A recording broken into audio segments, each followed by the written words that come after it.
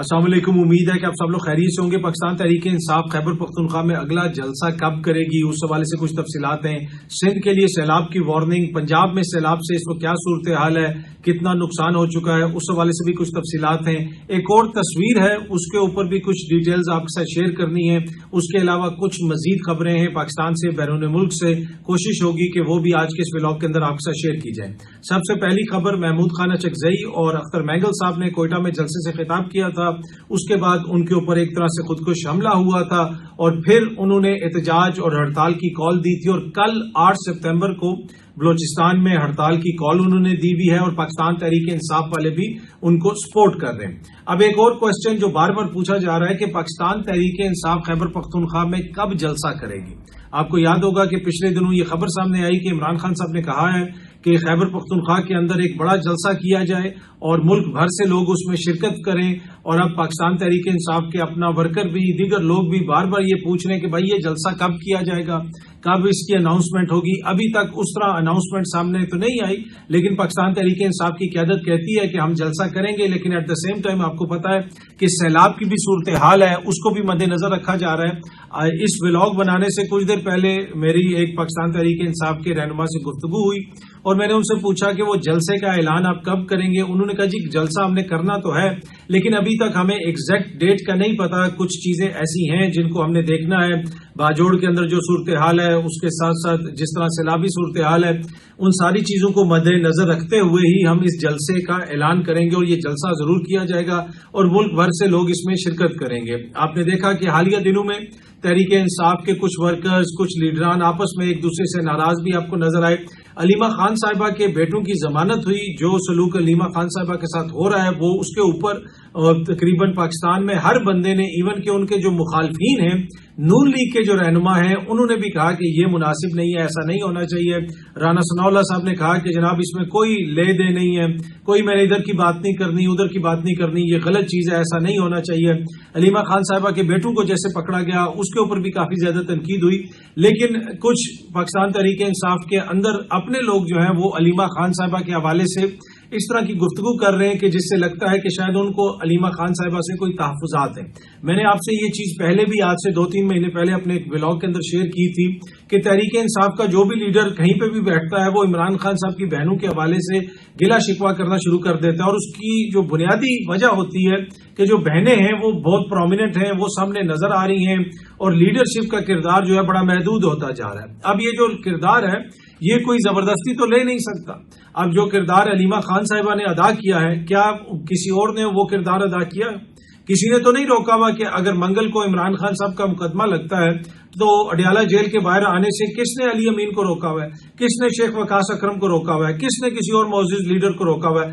آپ آ جایا کریں۔ علیمہ خان صاحبہ بھی تو صبح لاہور ہوتی ہیں، دوپہر کو جو ہے وہ پنڈی میں ہوتی ہیں، شام کو پھر وہ لاہور میں ہوتی ہیں، کبھی ایک عدالت میں کبھی دوسری عدالت میں، کتنی ان کی لیڈرشپ وہاں پہ پہنچتی ہے۔ اچھا، اب یہ چیز بھی سمجھنے والی ہے کہ بہت ساری ایسی ان کی لیڈرشپ ہے جن کے اوپر خود بھی بہت سارے مقدمات ہیں، وہ بھی مشکل حالات کا ان کو سامنا ہے، تو وہ بھی آپ کو دیکھنا پڑے گا۔ یہ نہیں ہے کہ سارے آنا نہیں چاہتے یا خدا نخواستہ وہ کوئی عمران خان صاحب کو دھوکہ دے رہے، ان کو خود بھی مشکل حالات کا سامنا ہے، لیکن بہت سارے ایسے ہیں جو آ سکتے ہیں۔ اتنے ان کے ایم این ایز ہیں، اتنے ان کے ایم پی ایز ہیں، اگر علیمہ خان صاحبہ جو ہیں وہ صبح شام ٹریول کر سکتی ہیں تو باقی M N A M P As کو کیا مسئلہ ہے؟ ملک احمد خان بچر صاحب آتے ہوتے تھے، اب تو ان کو بھی سزا سنا دی گئی، عمر ایوب صاحب بھی آتے تھے، دیگر لوگ بھی آتے رہتے ہیں، لیکن جس باقاعدگی سے عمران خان کی آواز علیمہ خان صاحبہ نے اور بغیر کسی لگی لپٹی انہوں نے پہنچائی ہے عوام تک، وہ سب کے سامنے، اور اسی وجہ سے پھر آج جو ہے علیمہ خان کا وہ مقام ہے پاکستان تحریک انصاف کے سپورٹرز کی نظر میں جو شاید اس وقت کسی اور لیڈر کا نہیں ہے۔ اب یہ کسی کو اچھا لگے یا برا لگے، لیکن صورتحال یہی ہے، اور یہ پوزیشن علیمہ خان صاحبہ کو کوئی خان صاحب نے لکھ کے نہیں دی۔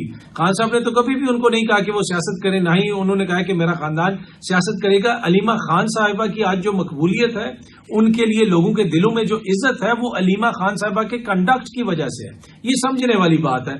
اچھا، اگر پنجاب میں اس وقت سیلاب کی صورتحال کی بات کریں تو 4000 سے زیادہ دیہات متاثر ہو چکے ہیں، 25 اضلاع متاثر ہیں، لاکھوں لوگ متاثر ہیں، اور 56 اموات ہو چکی ہیں جو اب تک رپورٹ ہوئی ہیں۔ یہ پی ڈی ایم اے کے اعداد و شمار ہیں۔ پنجاب کا بہت بڑا علاقہ ہے جہاں پہ لوگ متاثر ہوئے ہیں، فصلیں تباہ ہو گئی ہیں، جانور بہہ گئے ہیں، اور ایک طرح سے کہا جا رہا ہے کہ جتنی بڑی تعداد میں جس طرح وہاں پہ فصلیں تباہ ہوئی ہیں، آنے والے دنوں میں اناج کی کمی ہو سکتی ہے یا بحران ہو سکتا ہے۔ گندم کا بحران تو پہلے ہی ہمیں پیدا ہوتا ہوا نظر آ رہا ہے۔ آپ کو یاد ہوگا کہ جب گندم کی فصل ہوئی، کسان روتا رہا کہ ہم سے گندم خرید لی جائے، کوئی پرائس مقرر کی جائے، لیکن کوئی پرائس مقرر نہیں کی گئی۔ کہیں پہ کسان نے گندم جو ہے 1800 روپے کی بیچی، کہیں پہ 2200 روپے کی بیچی۔ اب حکومت پنجاب نے 3000 جو فی من گندم کی قیمت مقرر کر دی ہے، لیکن اس وقت گندم مل ہی نہیں رہی۔ کہیں پہ گندم 3000 کی مل رہی ہے، کہیں پہ 3500 کی مل رہی ہے، کہیں پہ 4000 کی مل رہی ہے، کچھ ایریاز میں تو اس سے بھی زیادہ جو ہے مہنگی گندم مل رہی ہے۔ تو پہلے گندم کیوں نہیں خریدی گئی، گندم کیوں نہیں سٹور کی گئی؟ اب چھاپے مارے جا رہے ہیں جناب مختلف جگہوں پہ، اور بتایا جا رہا ہے کہ جی 10,000 بوری برآمد ہو گئی، 20,000 بوری برآمد ہو گئی، فلانی جو ہے فیڈ مل کے اوپر چھاپا مار دیا گیا، گندم وہاں پہ سٹور کی گئی تھی۔ تو بھائی پہلے کیوں نہیں گندم کے معاملے کو اس طرح دیکھا گیا؟ جو کسان رہنما تھے، چاہے محمود بخاری صاحب ہو جائیں، خالد حسین باٹ صاحب ہو جائیں، دیگر لوگ ہو جائیں، وہ بار بار کہہ رہے تھے کہ یہ گندم کا بحران پیدا ہوگا، اس کو ایسا نہ کریں، خدا را کسان کو ایسے مت ماریں۔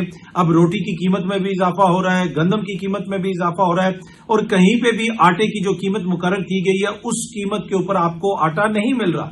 آٹے کی بوری جو ہے وہ آپ کو مہنگی مل رہی ہے، اور اس کی بنیادی وجہ وہی ہے، گندم کی شارٹیج ہو گئی ہے۔ حکومت نے نہ خریدی، حکومت نے نہ سٹور کی، جن لوگوں نے سٹور کی ہوئی تھی کچھ لوگوں کی ضائع ہو گئی سیلاب کی وجہ سے، اور کچھ لوگوں نے جو اپنی سٹور کر کے رکھی ہوئی اپنے کاموں کے لیے، اب وہاں پہ چھاپے مارے جا رہے ہیں کہ جناب یہ گندم یہاں پہ اس نے رکھ دی، وہاں پہ رکھ دی۔ بھائی آپ نے جب اس کو ڈی ریگولرائز کر دیا، آپ نے کہا جی گندم کسان بیچیں، جو مرضی خریدیں، ہمارا کوئی تعلق نہیں، نہ ہم پرائس مقرر کریں گے، تو اب آپ کہاں سے بیچ میں آ سکتے ہیں؟ ایسے ہی صورتحال سے نمٹنے کے لیے تو پہلے پلاننگ کی جاتی ہے، ایک مخصوص حد تک گندم خریدی جاتی ہے، اس کو سٹور کیا جاتا ہے تاکہ کوئی مسئلہ نہ ہو۔ پر اینی وے آپ دیکھتے ہیں جناب کہ یہ گندم کا مسئلہ حل ہوتا ہے یا نہیں ہوتا، اور آگے آنے والا جو اگلا سیزن ہے، اب مین جو خدشہ ہے کہ اگلی دفعہ جو گندم کی پیداوار ہوگی وہ کتنی ہوگی، اس میں کتنی کمی ہوگی۔ چاول کی فصل آپ نے دیکھا کہ کتنے فیصد تباہ ہوئی ہے، گزشتہ روز بھی میں نے آپ کو بتایا تھا کہ مکئی بھی خراب ہوئی ہے، گنا بھی خراب ہوا ہے۔ تو یہ ایک بہت بڑا بحران اوپر ہم پہ لوم کر رہا ہے۔ اب اس کو ہم کس طرح ٹیکل کرتے ہیں، زرعی ایمرجنسی لگاتے ہیں، کیا کرتے ہیں، یہ ذمہ داری حکومت کی ہے۔ اچھا جی، سیلاب سے ایک اور جو بری خبر آ رہی ہے وہ ہے قصور سے ٹک ٹاک بنانے کا شوق ایک نوجوان کی جان لے گیا۔ اب یہ جو ٹک ٹاک کا شوق ہے، خدارا اس نے تو اس قوم کی جو ہے نا ٹو بی آنےسٹ جان ویسے ہی نکال دی ہے۔ جو بچے یہ ٹک ٹاک وغیرہ بناتے ہیں، اپنا خیال کریں، اپنے خاندان والوں کا خیال کریں، اس طرح کی حرکتیں نہ کریں کہ جہاں پہ آپ اپنی جان کو بھی خطرے میں ڈال رہے ہیں، دوسروں کی جان کو بھی خطرے میں ڈال رہے ہیں۔ ٹک ٹاک بنانے کا کیا شوق ہے؟ اب میں آپ کو یہ بھی نہیں کہہ سکتا کہ بڑوں سے سیکھیں، یہاں پہ تو بڑے بزرگ جو ہیں ان کو بھی ٹک ٹاک بنانے کا اتنا شوق ہے کہ ہر چیز میں ٹک ٹاک، یہاں پہ افسران ٹک ٹاک بنا رہے ہیں، یہاں پہ سیاستدان ٹک ٹاک بنا رہے ہیں، ہر کوئی ٹک ٹاک بنا رہا ہے۔ جو ان کا رائٹ ہے وہ ضرور بنائیں، وہ محفوظ انوائرمنٹ میں بناتے ہیں۔ یقین کیجئے کہ آپ اس طرح کی کوشش نہ کریں، ان کے تو آگے پیچھے بھی بندے ہوتے ہیں۔ کوئی افسر آپ کو اگر چھلانگے مارتا ہوا دریا میں یا کہیں پہ نظر آ رہا ہے تو وہ بڑا محفوظ ہے، آپ ایسی حرکت نہ کریں، اپنا خیال کریں۔ اور یہ ایک افسوسناک خبر ہے کہ نوجوان جو ہے وہ ٹک ٹاک بناتے ہوئے قصور میں وہ پانی میں ڈوب گیا۔ کل ایک کشتی کا حادثہ بھی پیش آیا تھا، ریسکیو کی جو کشتی تھی جس میں لوگ آ رہے تھے، اس میں غالباً 4 یا 5 افراد جاں بحق ہوئے تھے۔ اب وزیر اعظم صاحب نے بھی اس کے اوپر پیغام جاری کیا ہے کہ وزیر اعظم کا جلال پور پیر والا، یہ ملتان کے قریب ایریا ہے، کشتی حادثے پر اظہار افسوس، ریسکیو کام کو مؤثر کرنے کی ہدایات۔ میں نے آپ سے پچھلے ولاگ کے اندر بھی یہ تفصیلات شیئر کی تھیں کہ یہ جو کشتی ہے جس میں لوگوں کو ریسکیو کیا جا رہا تھا، اس میں لائف جیکٹس کتنی تھیں، کیا سب لوگوں کو لائف جیکٹس بنائی گئی تھیں، کشتی کا انجن ٹھیک تھا، کشتی کس وجہ سے کیپسائز ہوئی یا اس پہ ایک طرف گری یا ڈوبی، کیا کشتی کے اندر کوئی مسئلہ تو نہیں تھا۔ یہ سارے کوسچنز میں اس لیے کر رہا ہوں کہ اب سے کچھ دن پہلے جب جاپان سے مریم نواز صاحبہ واپس آئی تھیں تو انہوں نے ٹویٹ کر کے بتایا تھا کہ آج میں نے کشتی کا جو ٹرپ لیا راوی میں، اس کی بنیادی وجہ یہ تھی کہ جا کے دیکھوں کہ کیا حالات ہیں، اور اس سے مجھے پتا چلا کہ بہت ساری کشتیاں ایسی ہیں کہ ان کے انجن ٹھیک نہیں ہے، وہ پاورفل نہیں ہے، ان کو اوور ہالنگ کی ضرورت ہے، وہ اپ سٹریم نہیں جا سکتے۔ اگر جہاں پہ بھی پانی کا بہاؤ زیادہ ہوگا وہاں پہ وہ صحیح ریسکیو نہیں کر سکتے۔ تو کیا یہاں پہ پانی کا بہاؤ زیادہ تھا؟ کیا کشتی کے اندر کوئی مسئلہ تھا؟ پھر انہوں نے یہ بھی کہا کہ بیسک کٹس بھی اس کے اندر نہیں ہے، انہوں نے لائٹ کا بھی ذکر کیا، کمیونیکیشن سسٹم کا بھی ذکر کیا، جو فرسٹ ایڈ کٹ کا ذکر کیا، راشن کا ذکر کیا۔ تو یہ ساری چیزیں کیا اس کشتی کے اندر موجود تھیں؟ کیا کمیونیکیشن کا نظام موجود تھا؟ کیا کوئی ہیلپ کے لیے کہا گیا، کوئی کمیونیکیٹ کیا گیا؟ اس لیے کہ ان کشتیوں کے اندر جو مسائل مسائل ہیں وہ تو وزیر اعلیٰ پنجاب مریم نواز صاحبہ نے خود ٹویٹ کر کے پوری قوم کو بتائے تھے، اور وہ مسائل بھی تب ہمیں پتہ چلے جب راوی میں پانی آ چکا تھا، جب پنجاب کے اندر سیلاب آ چکا تھا، اور جب جاپان سے وزیر اعلیٰ صاحبہ واپس آئیں، انہوں نے مری کا دورہ کیا، مری میں بڑی امپورٹنٹ میٹنگ ہوئی، وہاں سے میٹنگ کر کے پھر جب وہ پنجاب آئیں اس کے بعد پھر وہ لاہور میں انہوں نے کشتی میں بیٹھ کے راوی کے اندر وہ ٹرپ لیا، اور پھر ہمیں یہ پتا چلا اور پوری قوم کو پتا چلا کہ ان کشتیوں کے اندر تو یہ مسائل ہیں۔ اب وہ کس افسر کی ذمہ داری تھی، کن لوگوں کی ذمہ داری تھی، کیا اس کی کوئی انکوائری ہوگی، کیسے لوگ ڈوب گئے، ریسکیو کرنے والے کیسے جا کے لوگوں کو ڈبا سکتے ہیں؟ یا تو ہوتا نا کہ کوئی ریسکیو والا نہ پہنچتا، پھر تو ایک الگ بحث ہے کہ یہ جو کشتی وہاں پہ بھیجی گئی اس کے اندر کتنی لائف جیکٹس تھیں، یہ ساری چیزیں ہیں، ان کی انکوائری ہونے کی ضرورت ہے۔ امید ہے کہ یہ ساری تفصیلات سامنے آئیں گی۔ باقی ریسکیو والے بڑا مشکل کام کر رہے ہیں، محدود ان کے پاس وسائل ہیں۔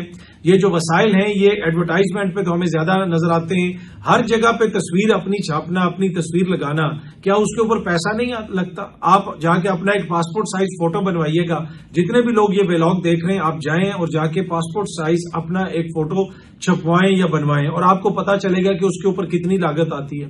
یہاں پہ ہر جگہ پہ فوٹو لگ رہے ہیں، کیا یہ پیسہ ادھر خرچ ہونا ضروری ہے یا پھر ریسکیو کے اوپر خرچ ہونا ضروری ہے؟ اچھا، ایک اور چیز بھی ہے جو سمجھنے کی چیز ہے، کیا اس طرح تصاویر لگانے سے آپ کی مشہوری ہو جائے گی، آپ مقبول ہو جائیں گے؟ ایسا نہیں ہوتا۔ ایک آدھا کوئی منصوبہ ہو، کوئی ایک ایسی چیز ہو، وہاں پہ آپ ایک تاثر بنا سکتے ہیں، ایک بات کر سکتے ہیں۔ ہر وقت آپ کی بات یا آپ کی تصویر یا آپ کی ویڈیو نظر آنے سے بیانیے نہیں بنتے۔ لوگوں کے اندر یہ غلط فہمی ہے کہ عمران خان جو ہے وہ ہر وقت میڈیا سے بات کرتا تھا، ہر جگہ پہ لوگ اس کو دیکھتے تھے، سوشل میڈیا پہ اس کی ویڈیو شیئر ہوتی تھیں، شاید وہ اس وجہ سے مقبول ہو گیا۔ یہ بات نہیں ہے، یہ عوامی شعور کی توہین ہے۔ لوگ سنتے ہیں، سمجھتے ہیں، دیکھتے ہیں کہ وہ بندہ اگلا کر رہا کیا ہے، کہہ رہا کیا ہے، تب جا کے لوگوں کے دلوں میں وہ بات بیٹھتی ہے یا دلوں میں بات نہیں بیٹھتی۔ اب جیسا میں نے پہلے بھی کہا کہ ایک آدھی جگہ پہ کہیں پہ کوئی تصویر ہو تو لوگوں کو پتہ چل جاتا ہے کہ یہاں پہ یہ کام کر رہے ہیں، لیکن جب اتنی بڑی ایک مصیبت آئی ہو اس میں حکومت کے وسائل بھی محدود ہوتے ہیں۔ یہ نہیں میں بلیم کر رہا کہ حکومت کوئی صحیح کام نہیں کر رہی، خدا نہ خواستہ، یا حکومت صحیح کام کرنا نہیں چاہتی، لیکن ایک محدود وسائل ہیں، اتنے بڑے ایریا کے اوپر تباہی آئی ہوئی ہے، بربادی آئی ہوئی ہے۔ آج مزمل اسلم صاحب نے یہ ٹویٹ بھی کیا ہوا تھا کہ خیبر پختونخوا میں جتنے بھی سیلاب متاثرین تھے ان سب کو پیسہ ادا کر دیا گیا ہے۔ پنجاب میں کتنا پیسہ دیا گیا ہے، لوگوں کو کیا کچھ دیا گیا ہے، وہاں پہ تو 2 روٹیاں دے کے 5 ویڈیوز بنائی جا رہی ہیں، اس قسم کی باتیں ہو رہی ہیں۔ لیکن خیبر پختونخوا میں ایک ایریا کے اندر سیلاب تھا، وہاں پہ لوگوں کو دے دیا گیا، کیش دے دیا گیا۔ پنجاب میں اس وقت تو ریسکیو چل رہا ہے، جب یہ ریسکیو ختم ہوگا اس کے بعد بحالی کا کام شروع ہوگا، پھر پیسے وغیرہ بھی دیے جائیں گے۔ لیکن جو ہم دیکھ رہے ہیں، جس طرح میں نے پہلے بھی کہا کہ 2 روٹیاں اور 8 کیمرے، 1 جوس کا ڈبہ اور 15 ویڈیوز، اس تناسب سے جو وہاں پہ مدد ہو رہی ہے اس کے اوپر پھر لوگ تنقید بھی کرتے ہیں۔ لیکن جس طرح میں عرض کر رہا تھا کہ جب کہیں پہ مصیبت آئی ہوتی ہے، لوگ پریشان ہوتے ہیں، تو وہ ویسے بھی کوئی کسی کو ڈھونڈ رہے ہوتے ہیں کہ ہم کس کو بلیم کریں، یہ کس کا قصور ہے۔ دیکھیں یہ ہیومن نیچر ہے، جب اس کے ساتھ کچھ ہوتا ہے تو وہ کسی اور کو بلیم کرتا ہے۔ یہاں پہ تو ایسے لوگ بھی ہوتے ہیں جو خود کوئی کام نہیں کرنا، نہ کوئی نوکری کرنی، نہ کوئی جاب کرنی، بلکہ ان سے بھی پوچھو تو وہ کہتے ہیں جی وہ شریکوں نے جادو کیا ہوا میرے پہ، حالانکہ خود اس نے کوئی محنت نہیں کرنی، کوئی ٹکے کا کام نہیں کرنا، لیکن اس نے کہنا جی وہ پورا گاؤں میرے خلاف ہے، مجھ پہ جادو ہوا ہے۔ اب وہ خود اگر محنت کرے تو وہ جادو اتر جائے گا۔ پر اینی وے، اب اسی طریقے سے یہ سیلاب کے اندر لوگوں کو نظر آ رہا ہے کہ جی ہمارے ساتھ یہ ظلم ہو گیا، یہ دیکھیں ہمارے جانور بہ گئے، اتنی بڑی آفت آ گئی۔ اب اس وقت وہ ولنز ڈھونڈ رہے ہیں۔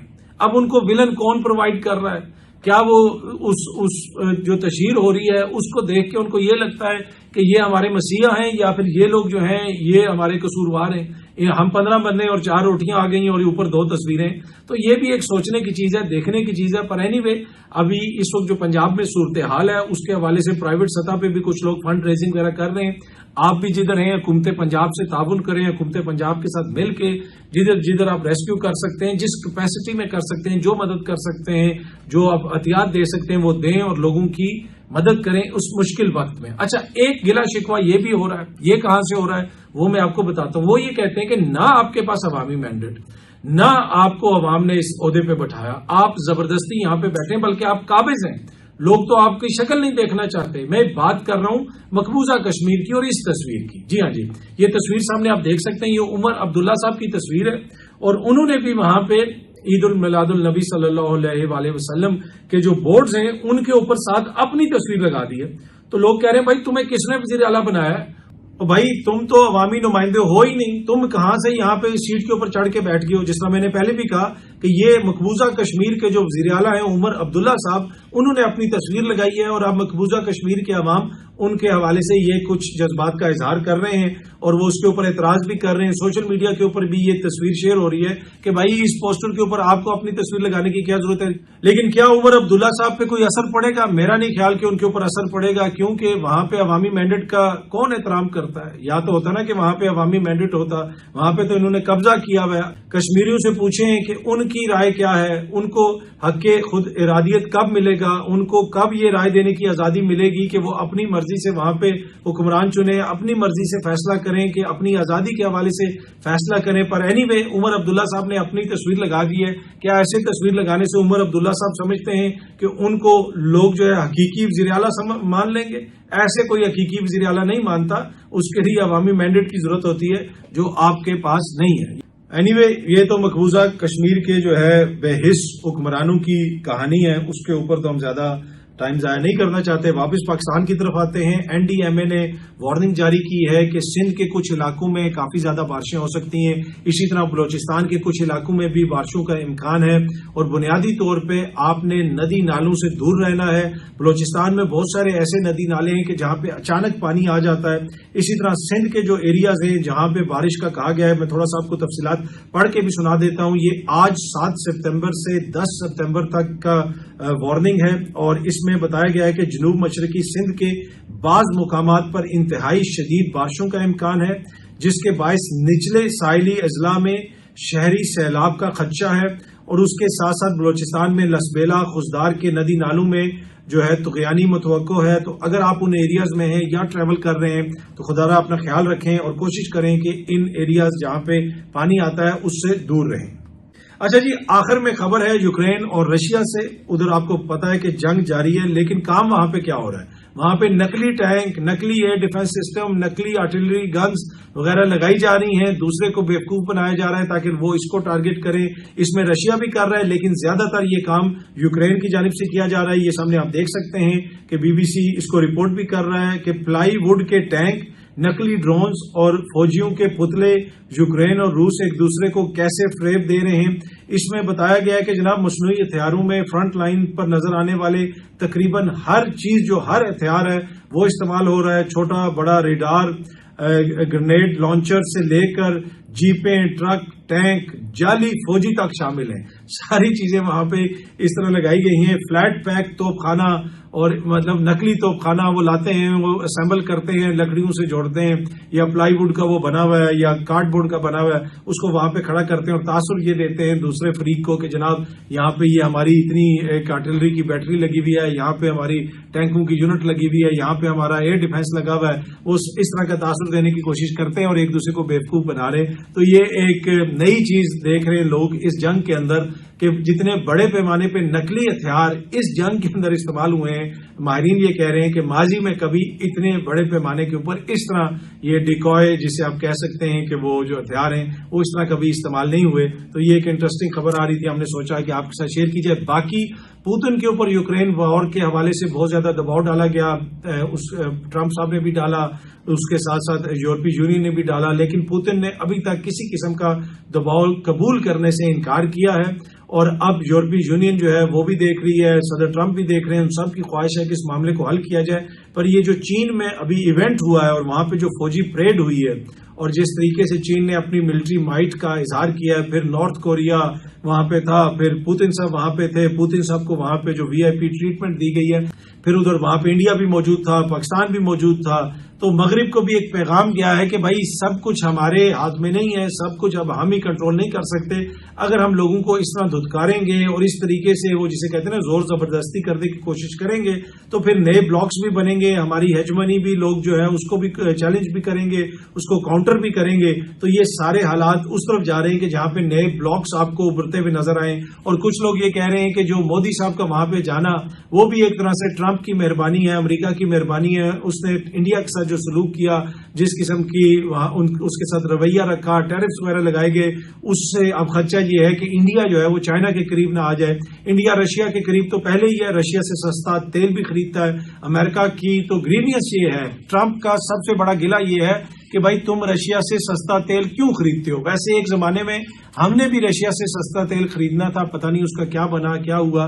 انڈیا کے اوپر الزام یہ ہے کہ وہ رشیا سے نہ صرف سستا تیل خریدتا ہے, وہ سستا تیل خرید کے آگے مہنگا بیچ دیتا ہے.